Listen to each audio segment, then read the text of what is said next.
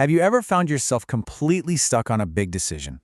Just paralyzed by this fear that you're going to make the wrong choice and somehow miss God's plan for your life?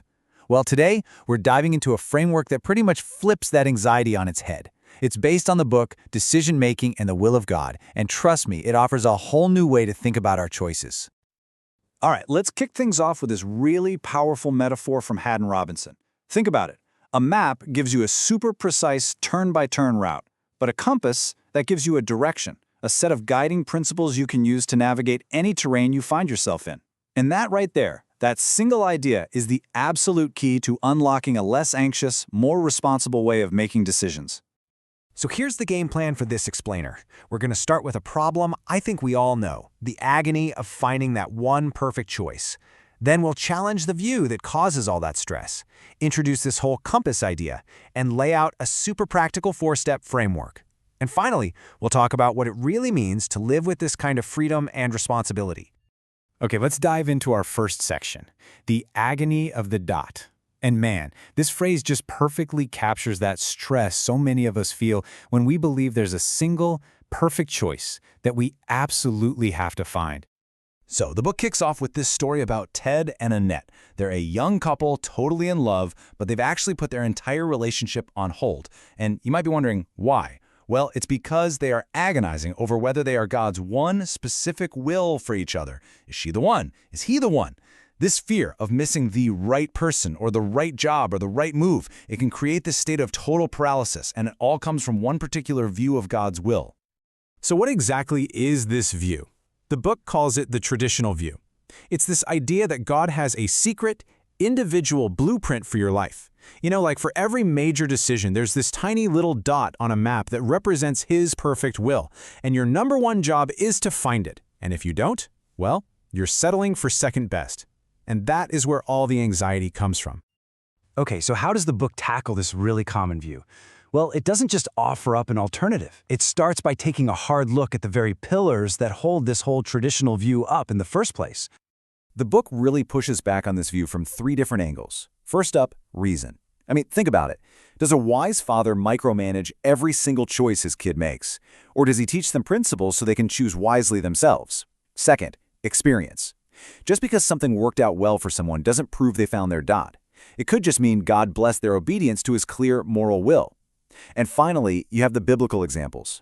Things like Paul's supernatural guidance. Those were the clear exception, not the daily rule for every believer. And this is where we get to the core shift in perspective. If we're not supposed to be looking for a map with some secret path on it, what are we supposed to be using instead? Well, we're using a compass, guided by principles that are clear and have already been revealed. This slide just lays it out so clearly. On the left, you've got the traditional view, all that stress of trying to find that one secret dot. But on the right, you have the way of wisdom. This is all about the freedom of using a compass to navigate confidently within the moral boundaries God has already given us.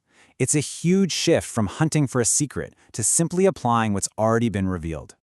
To get a little more specific, the book makes this really important distinction between 2 types of will. There's the idea of an individual will, that secret plan we talked about, which the book argues is supposedly revealed to your heart, something you won't find in the Bible. But then there's God's moral will, His clear commands and principles for how to live, and that is fully and clearly revealed in the Bible. So the expectation for us isn't to somehow find a secret, it's to know and obey what's already been made plain. So, okay, if we've got a compass, how do we actually use the thing? Well, the book gives us a super practical 4-step framework for making godly decisions. The framework it offers is actually a really clear 4-step logic. Step 1, obey the clear commands from Scripture. Simple enough.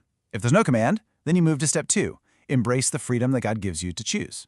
Step 3, use God-given wisdom to actually evaluate your options. And finally, number 4, after you've made a wise choice, you trust God's sovereignty with the outcome. Now, this whole framework of freedom, well, it has some really powerful implications that are at the same time both incredibly liberating and honestly kind of sobering. Okay, so this is the big question that pops up, right? If there isn't one single perfect predestined choice, what in the world guides me when I have multiple good moral options in front of me? You know, say 2 different job offers in 2 different cities, what then? And you know, this quote from a reader of the book just nails the feeling perfectly. It's liberating because there's this huge sense of relief in knowing you're not going to miss God's will by choosing between two perfectly good options. But it's also sobering because with that freedom comes the responsibility for our choices. We can't make a foolish decision and then turn around and blame God. The outcome rests on the wisdom we apply. So, let's bring it all home. What does it actually look like to live this way? Let's summarize the practical side of living without that constant, stressful search for the elusive dot.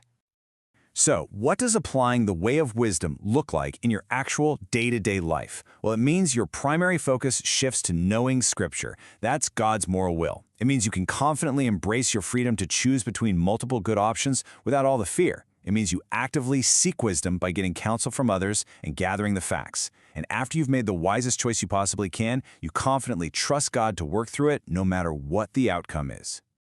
And that really leaves us with a final thought to consider. Think about the next big decision you have coming up. If you just set aside all that anxiety of finding one perfect, secret dot, and instead you picked up the compass of Scripture and wisdom, how would your approach change? What kind of freedom might you find? And what kind of responsibility would you embrace? That's the shift this whole framework invites us to make.